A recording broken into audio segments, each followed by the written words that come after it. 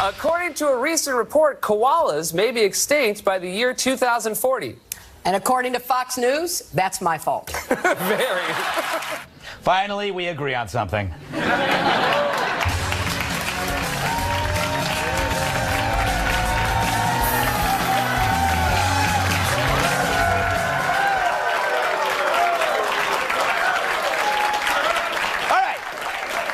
Despite the fear, we made it a year. But does Trump deserve praise at 365 days? Last week was the one-year anniversary of the election of Mr. Trump. Some chose to scream at the sky.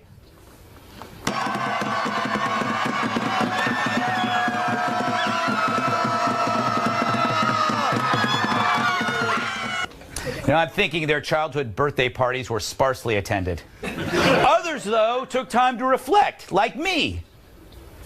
He does this when all of it comes out to relax and sit in the jacuzzi. He'll get it and he hates it.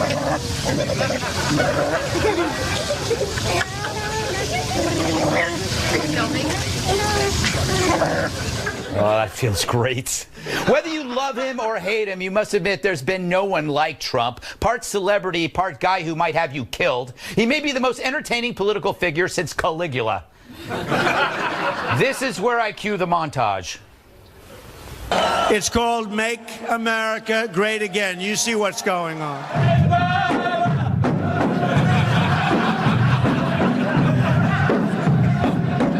So how does the press treat you? I hope they're showing how many people are in this room, but they won't. They don't even do that. Vote for Big Luther Strange. And we have the most beautiful piece of chocolate cake that you've ever seen. Coming from a different world and only being a politician for a short period of time, how am I doing? Am I doing okay? I'm president. Hey, I'm president. Can you believe it? But he's not just a president. He's your outspoken cab driver. He's your rich uncle and your delinquent son. He's your boss, barber, and bartender, always with an opinion, a crude joke, and probably a gun. And he loves his meat well done. In the land of the rising sun, where exotic food and uncooked delicacies abound, one man dared to have it his way. Instead of ordering sushi or tempura, the man orders a well-done cheeseburger. It's the story of one man's quest to stay consistent on every corner of the planet. Now he's introducing the Far East to some tough all-American meat with plenty of heat. Short Man on a Unicorn on a Surfboard Hanging 10 while singing the alphabet backwards films presents Shinzo Abe, Donald Trump, with a special appearance by Jaleel White as Steve, Beef Patty Rebel, Rising Sun, well done.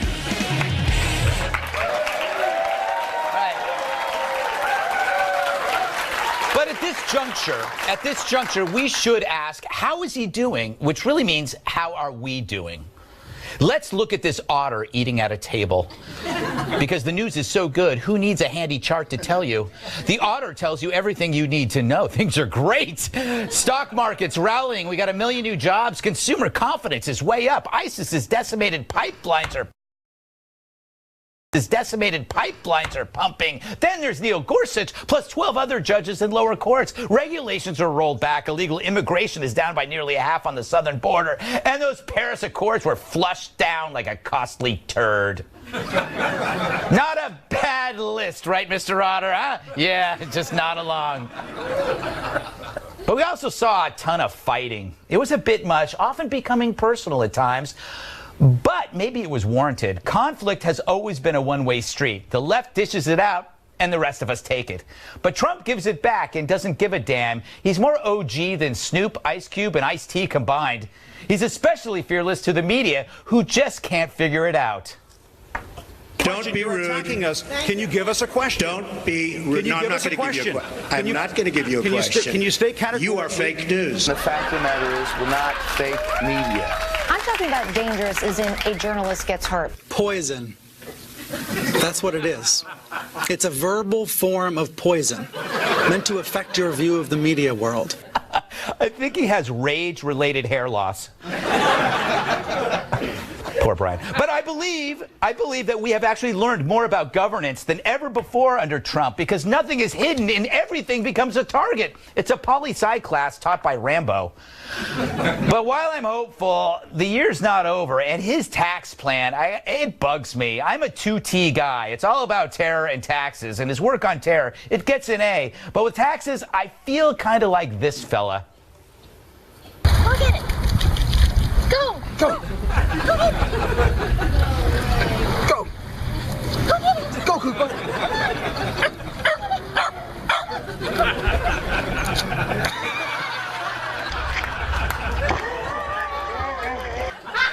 I'm right with you, little fella. Still, it's not a bad start. I'd say that we are all better off, including the screamers, even if they're too busy screaming to actually hear it.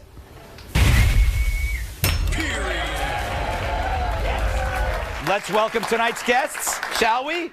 The only Stein I like more is the one filled with beer. Author, political commentator, host of The Mark Stein Show, Mark Stein.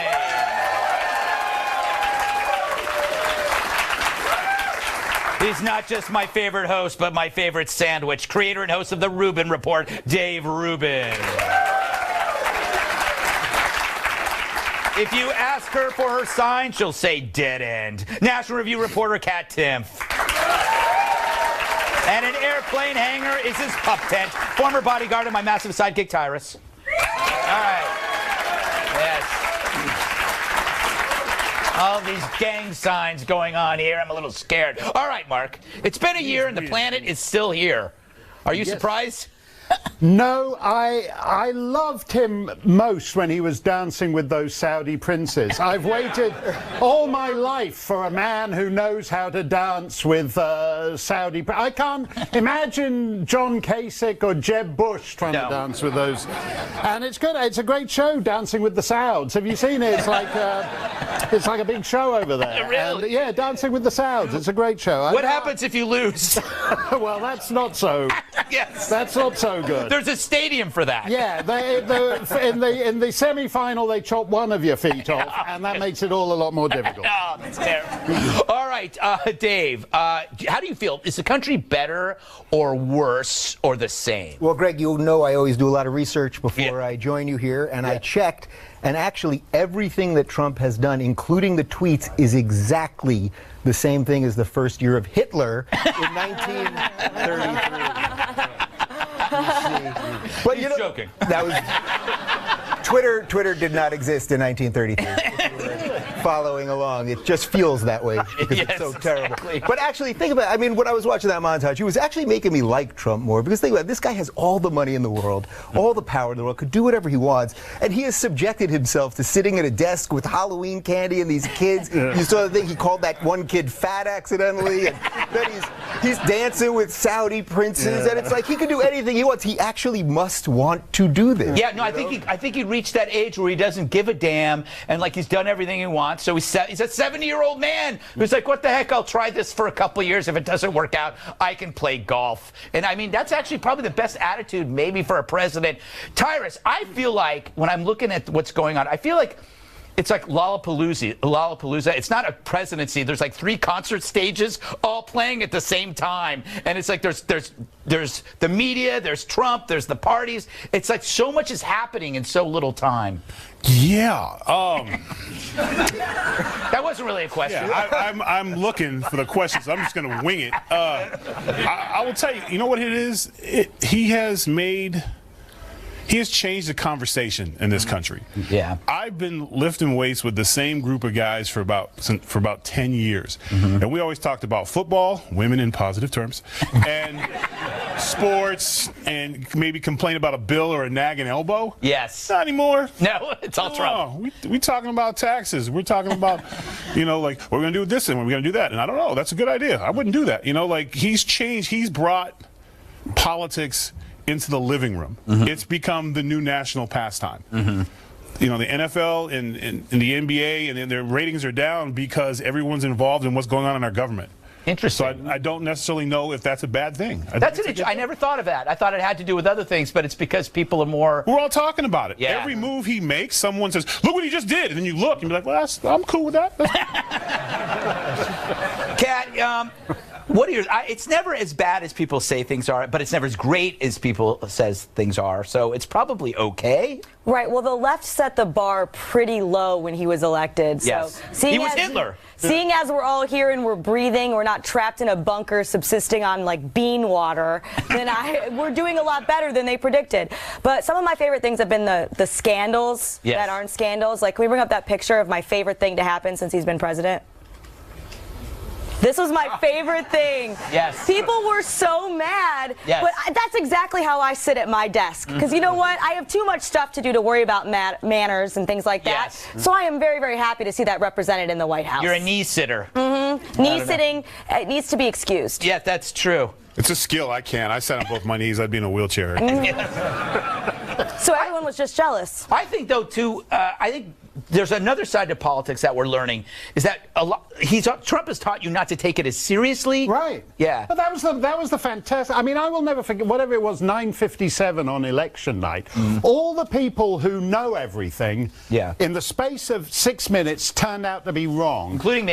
The Democrats, the media, the celebrities, and half the Republican Party. And what I loved about him is he had no consultants. He spent less money to get elected than anybody since Benjamin Harrison.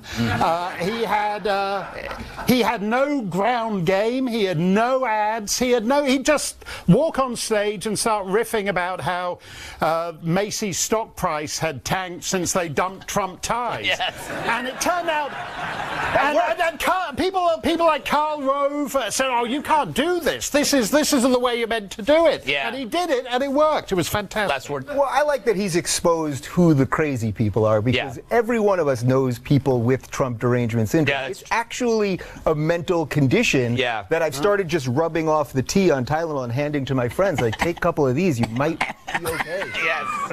All right. Later in the show, we sent Kat to the screaming at the Sky event. We'll show it to you after you sit through everything else. That's called a tease. Up next, Donna Brazile, Hillary Clinton, and enough finger pointing to keep all the world's fingers employed. This program is brought to you by... Can you feel the chill between Hill and Brazile? Clinton campaign insiders are fighting back against claims from Donna Brazile's book that the primary was rigged in favor of the petulant pantsuit. And Donna Brazile herself always never fails to get a laugh, the pantsuit. Brazile seems to be distancing herself from the rigged claim, which is weird because it's in her book. It's an interesting strategy. It wasn't me, it was my book. I know a religion that does that. Anyway, here she is on Tucker Carlson explaining everything. Excited to talk to you about my new book, Hacks. I wanted to write this book to tell my story. When you read the book it tells some hard truths. I wrote this book because I characterize in the book. That's why in the book, that is a great question, and let me tell you, it's in the book as well. People are just questioning why Donna would write her book. Actually, I was just hypnotized by Tucker's stoic face.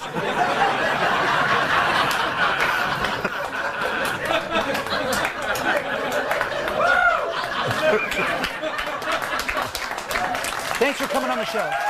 Hey, look, the last thing the Democrats wanted is a divided party. They just want 2 governor's seats. They think their future is bright, whereas Donna's book revisits the ugly past. So how should they move on? I have a solution that will settle things once and for all. Sunday, Sunday, Sunday. Get ready to be obliterated. The Democratic Party proudly presents the DNC In-House Rumble Extravaganza. Live from Chappaqua, it's the thriller of Hilla and Brazilla, featuring your favorite failed candidate Hillary, the Iron Rod Clinton, versus the party crasher, the Dem Smasher, the electric chairwoman, Donna Brazile. It's totally outrageous, totally not rigged, and the first 100 people to tune in get a free tea kettle. It's Clinton versus Brazile. Prepare to survive the Demopocalypse. Dave, what do you get from this conflict? What's going on? Yeah, well, my first question is, did Donna Brazile write a book? I'm unclear. Was there a book involved in this? Yes, she's right that the election was rigged. She helped rig it. Yes. She literally, Donna Brazile, I am not making this up, who was a superdelegate for the Democrats, gave questions to Hillary Clinton before the debates. I don't know if that made it in the book. Yeah, I don't know. I doubt it. Or she had an interesting excuse for a cat, though. She said, like, she needed to get the issues out there or something. Yeah,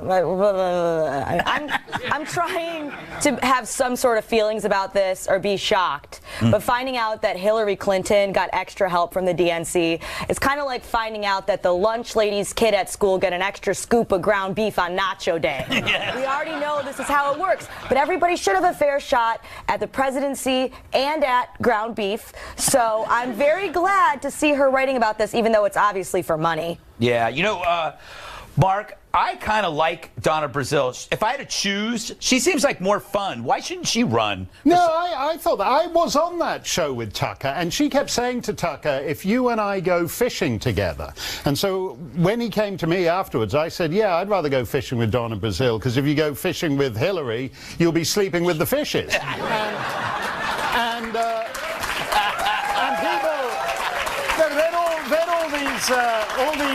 all these lefty websites go, oh, the Fox News is insane. They think that if you go fishing with Hillary Clinton, you'll actually be murdered. Well, she's taken, evidently the Clintons have taken the tire iron to Donna Brazile, because as you pointed out, as the week went on, she was distancing herself. Yeah. She's at the point of saying, I did not have sexual relations with that book available now.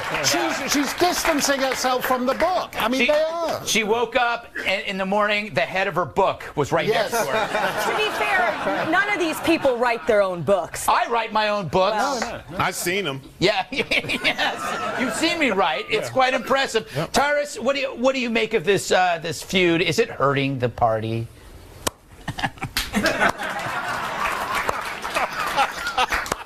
Slow clap. Yeah. You know, the Democrats they're like a TV series that just can't get picked up. Yeah. They can't fight like Trump. When Trump fights, it's a fight. Him and Corker were like, damn, they're going in. Like, we want to see it. You both got together, try to rob a bank, steal the election. You both failed, so now you're telling on each other. Me and my brother used to do this when we were kids. We both had plans to get the cookies. We broke the thing, and it was his idea. He put it, like, they're just throwing stuff together. They just can't do anything with flair or cool. Even the elections this week. Yeah. You won a home game. Yeah.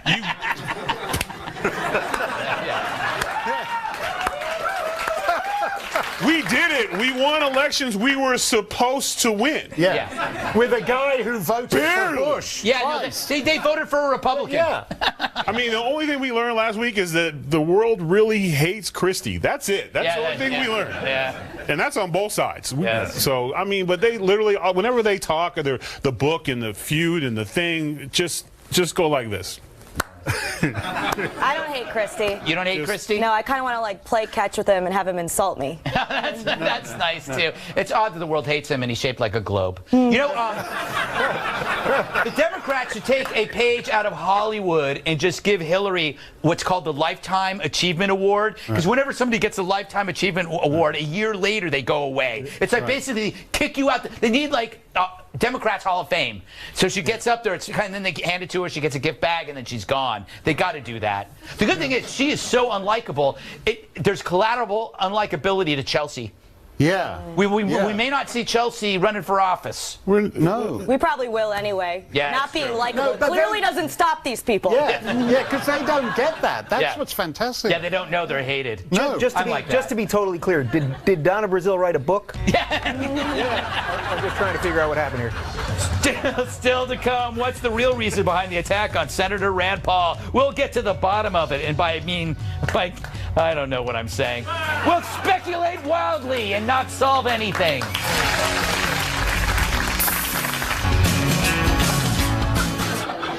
Did he raise a hand against Rand over troubled land?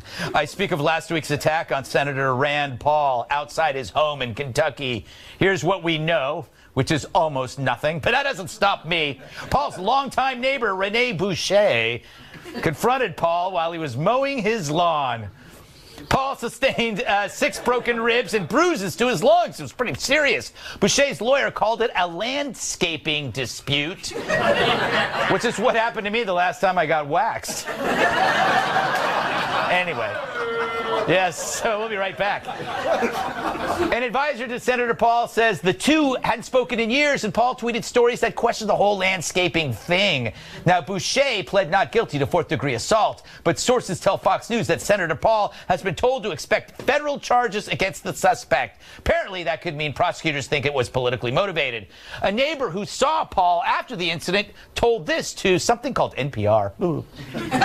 As soon as he got him off of him, he jumped up and stuck out his hands and said, whoa, whoa, whoa, let's talk. I think Dr. Boucher yelled something at Rand to the effect that he was trying to sell his house and, your trees are blocking our, view or something. That's disturbing. But what's also disturbing is continuing to refer to the attacker as doctor. It's amazing. It's amazing how much we respect that title. And then Dr. Boucher beat the crap out of him. Dr. Boucher. It's like it still sounds so sophisticated. And then Dr. Boucher tackled him from behind. Tyrus, what is going on here? What is going on? You really want to know what's going on? I want to know. Within the really want to know? I know. It's about. Because I know, and they know, and everybody at home knows what's going on. But we got to pretend. I don't have facts, but I have my heart. Yes. And my heart tells me there's nothing more sacred than a man's relationship with his yard. That is true. And his garden. Yes. It's special. It's almost like a marriage. Yeah, it is true. It is true. And when somebody else touches, mows, or interferes with your lawn, you kick their ass. Yeah, that's true. I had a suburban house for 1 or 2 years, and I got in some serious fights with neighbors over plants and weeds. Yeah. Mark. Yeah. Flora. That's what the New York Times guy said. Flora. This was a dispute over flora. Yeah. And was that her name? No, that's what I thought. Flora. She was a waitress down at Arby's. That's what it is. But Rand was mowing his lawn, or the other guy's lawn, and he actually had earphones on to block out the sound of the lawnmower, and this guy came behind him and tackled, and so the only landscaping that was going on was of Rand's ribcage. Yes, it's true. And I find this, even by the standards of suburban dispute, I'm not a conspiracy theorist. Right. Because we've had conspiracies with Las Vegas and all the rest of it. But if I wanted to hang a conspiracy theory on something, I would go with this Rand Paul thing. Really? Do you think, okay, well, this, Kat, we've heard that people think it's politically motivated. This guy was an anti-Trumper. But would an anti-Trumper go after Rand Paul? Because Rand Paul's been pretty critical of Trump. Yeah. First of all, I'm terrified because I have a fallen fake tree on my balcony that's been there for months that I have not attended to. Are you sure that's an ex-boyfriend that just it's really, froze over? Right, fake tree. So really, if it is a landscaping dispute, which it's such an interesting defense from the lawyer, right? I understand that if it's politically motivated, then the charges are more serious. Yeah. But saying that it was over a trivial landscaping dispute is like saying my client is a rageaholic who cannot exist in society. He broke 6 of his ribs over some trees and some leaves. Yeah. I've seen some bad landscaping, but I've really never gotten more emotional other than just to say, oh, I don't care for that. Because you don't understand the love a man can have for his lawn. All right. Away from, I want to get... Water it.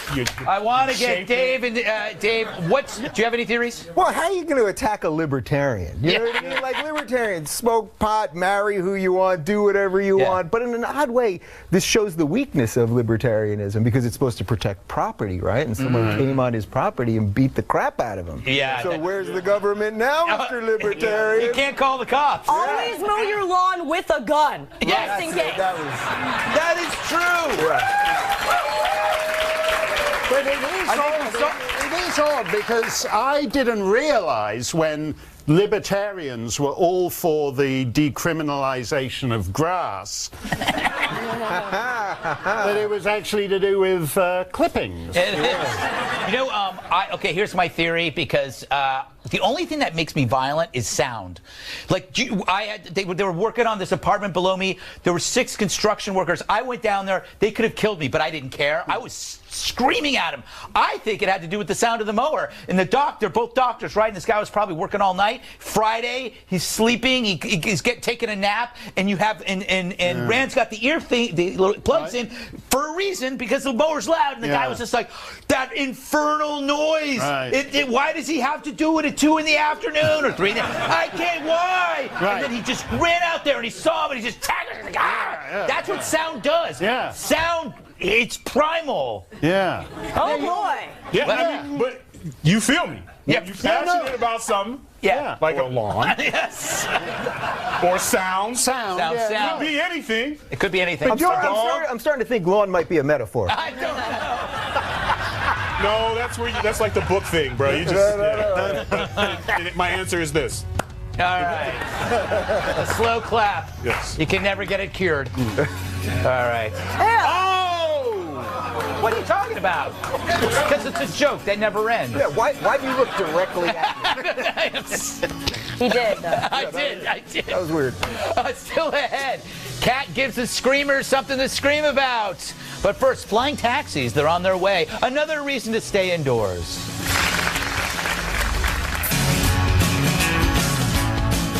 Does it sound fab to fly by cab? This week, Uber, whatever that is, signed a deal with NASA to develop software for managing aerial taxi routes. It's a subject of a new segment we're calling... Will this be awesome? Maybe. Uber plans to test its 4-passenger flying taxi, so you die with 3 people, over Los Angeles by 2020. The idea being that if the taxis fall from the sky, no one will care because it will fall on people in Los Angeles. I love you people in Los Angeles. Most. They say the goal is to officially launch Uber Air before the 2028 Olympics. Great. This is an arbitrary goal. I believe we have tape of a prototype in action.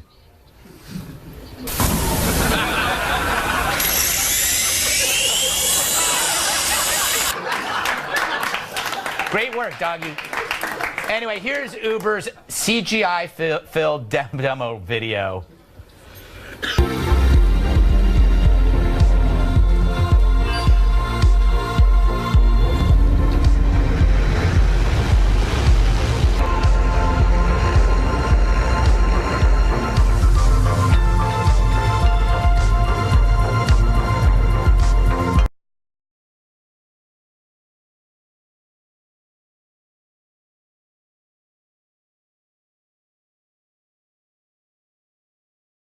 You realize they're being flown to prison where they're going to serve life sentences for murder. But they left that out of the commercial. Mark, what do you think of this? Yeah, I liked the idea until they showed it, and then it just looked like what flying used to be until the TSA started giving you the pat down and you had to get there.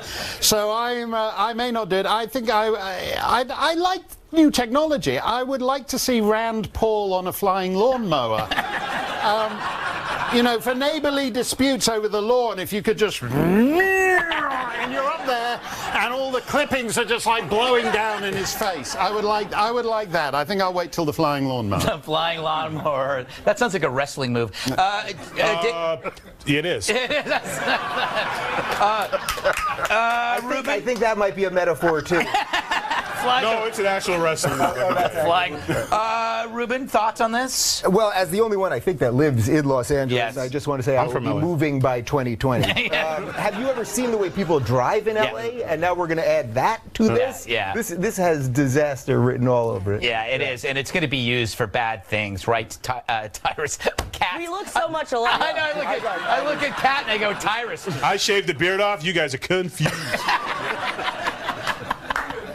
Yeah, I think it's a bad idea. Really? It's a really, yeah, then there's just going to be traffic in the sky. Yes. No one's going to want to be on the ground anymore because Friday night, all the drunk people in the sky taxis are going to be vomiting out the window on the people on the ground taxis. It's true. Give that a couple of times on Instagram. No one's going to want to take it. The sky is cool, but the only good thing about the sky and the reason it is so cool is because people aren't up there yet. Right, that's true. It's beautiful when they're in the plane because when you're in the plane and you're looking out the window, it's beautiful because you don't see the people that are down there. So why put them up there, Tyrus? Why? I grew up in California, in L.A., and I'm telling you right now, when the whole thing, they was bringing the trains. That was gonna change everything. It was gonna take the commute was gonna change. Everyone used to go from the high desert and stuff to drive down to L.A. to work and all that beautiful thing. But here's the thing: I'm not taking a train. Yeah. I'm Californian. Even though I'm a waiter, I'm a writer, Yeah. I'm an actor. Everyone in California is a star who lives in their own bubble, and most of their bubble is in their car. So they're not going to leave their car. So even with the planes, which looks cool, I got to wait in line, I got to go to security, and what if I have to sit next to somebody I don't like? I got to sit in there with 4 people, and what if their stops first? Yeah. You know what I'm saying? Exactly. Or what if I don't like their music? That's how Californians are. There's just too many. I'm going to stay in my car. Yeah. There's back streets. The Jetsons. Well, you're going to get thrown up on. Yeah. I Or blame the Jetsons. The Jetsons promised way too much. I think way it's a too scam. much. What? I think it's a scam. It's a Ponzi scam. Is it? I don't know. Bunch of I'd like to see investors. the opposite. People try to think, it's a flying car. It's much easier to invent a plane you can drive. Start with something that flies and then make it so you can drive. Everybody's trying to make a flying car. It doesn't work. No, make a plane you can drive. So you'd have That's a car. Exactly. Yeah. All right. Listen, have you seen people driving? You want people in the air too? No, I don't want people anywhere. Montana. Coming up, it's the greatest coloring book ever drawn. The hero behind the book joins us next. Hello. So, happy Veterans Day. If you see a veteran at a bar tonight, buy him or her a drink, or buy me one. After all, I'm the real hero, and don't ever forget it.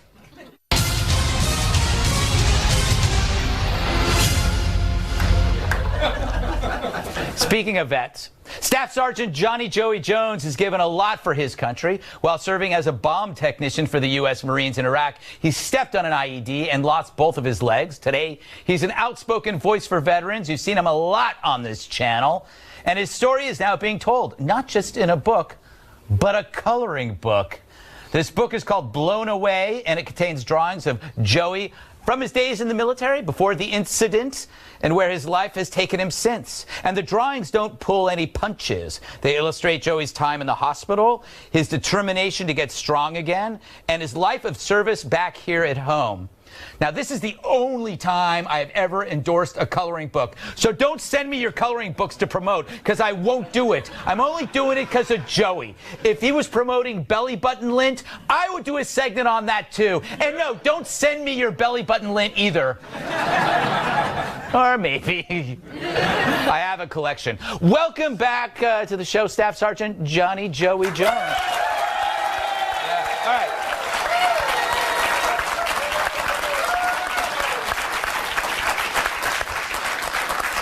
Joey, I've been told this is an adult coloring book, which sounds kind of dirty. No, not at all. There are pictures of me getting carted off from the battlefield. There are guns in the picture, because believe it or not, we carry guns when we go to war. Yes. And but no, this, in my opinion, this is a coloring book for all ages, and complete with unauthorized pictures of 2 sitting presidents. Really? Yes, Obama and Bush. And I've really told my lawyer, if you send a Marine to war and he loses his legs, you don't get to tell him he can't put you in a coloring book. That's a very good point. That's very good.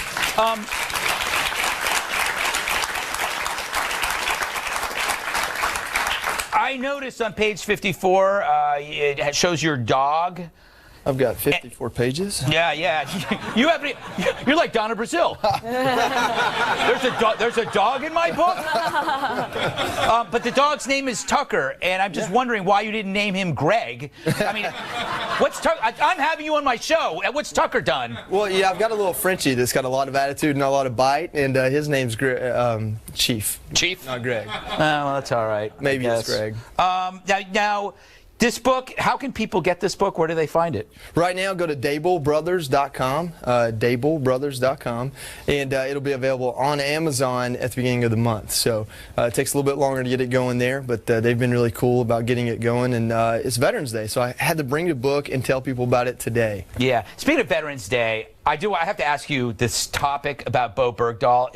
He's entitled to $300 grand in back pay. What are your thoughts? First of all, if we want to talk about what he's entitled to, I'll get us all in trouble. So no, go ahead. Let's stop that right now. How about this? We'll cut it. We'll edit it out of the show. Yeah. We'll edit it out of the show. Buy the coloring book. Yeah. What should he have?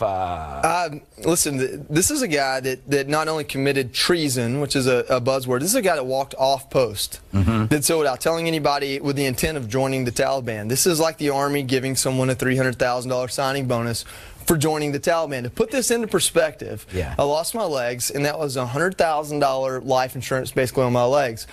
Of this $300,000, $150,000 of it goes to someone who becomes a POW. So his choice is worth more than my misfortune. And not to say that anyone owes me any money, but sometimes we're right for the purpose of being right, rather than being what is commonly decent or what's technically right.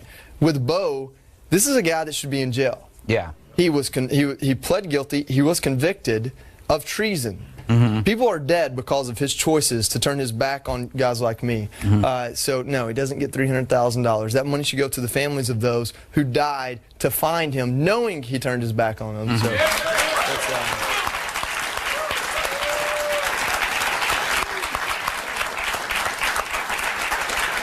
Another option is that maybe it comes to me.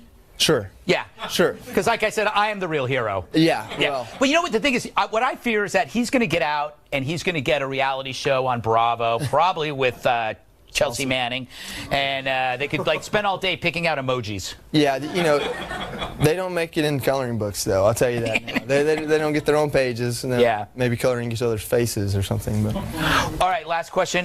We started the show talking about the first year Trump. What's your take from a military perspective of how he's doing? Yeah, it's been quite the year, hasn't it? Yeah. Sometimes perception is more important than reality. Who knows where the Department of Defense is overall?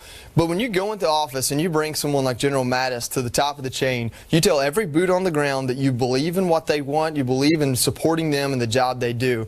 We're still not defining our goals in Afghanistan, in Iraq, and places like that like I would like. But we're putting the right people in place to let these men and women know that when you're put in a bad spot, we're going to have your back from the top down. And that's an A+++ in my book. Excellent. Something I didn't. Joey, always a pleasure. Get his book, order it, or write to me if you can't figure it out. We'll figure out a way to put it up there. Up next, Cat meets the Screamers, screaming helplessly at the sky. That's next. Tonight, this week, was the anniversary of Trump winning his first presidential election. For most of us, that meant going about our daily lives. But for some, it meant screaming helplessly at the sky. Kat Timp went to investigate to show them what's really worth screaming about.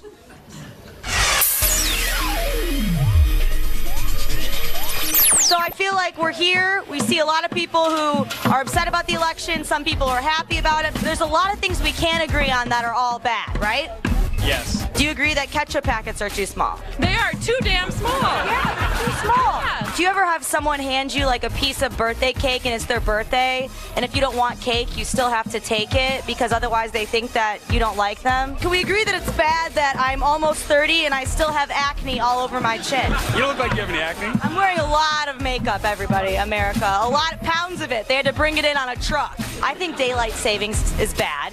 I think it sucks. You have to like 1 hour because the clock's changed, another hour to deal with it emotionally. Nobody wants to do the cha-cha slide at your wedding. When you go somewhere and they have a coat check, you have to pay cash. The goldfish you win at the carnivals, they die too fast. In America, we need to do better because we're breaking too many children's hearts by they're so excited, oh, win a pet, win a pet. Next thing you know, it's floating. It's really sad. Do you think we need a third party? Absolutely. What about the we won't actually lie party? But then the trick is you can't lie. If we had someone run on that platform, maybe they could win. Maybe you should do that. I'm really thinking about it more and more, so I'm really pleased that you said that. What about the platform party based on the platform? You win, everybody gets a pair of platform shoes. I myself don't know that I need platforms. Upward mobility. All right, that's funny. I'll give you that one. The end daylight savings time party. That's fine. This is sad. It's only noon. It's only noon right now. Let's scream. Ready? 1, 2, 3. Ketchup packets are too small. What kind of sociopath only uses one little small packet of ketchup? Make the individual serving sizes bigger,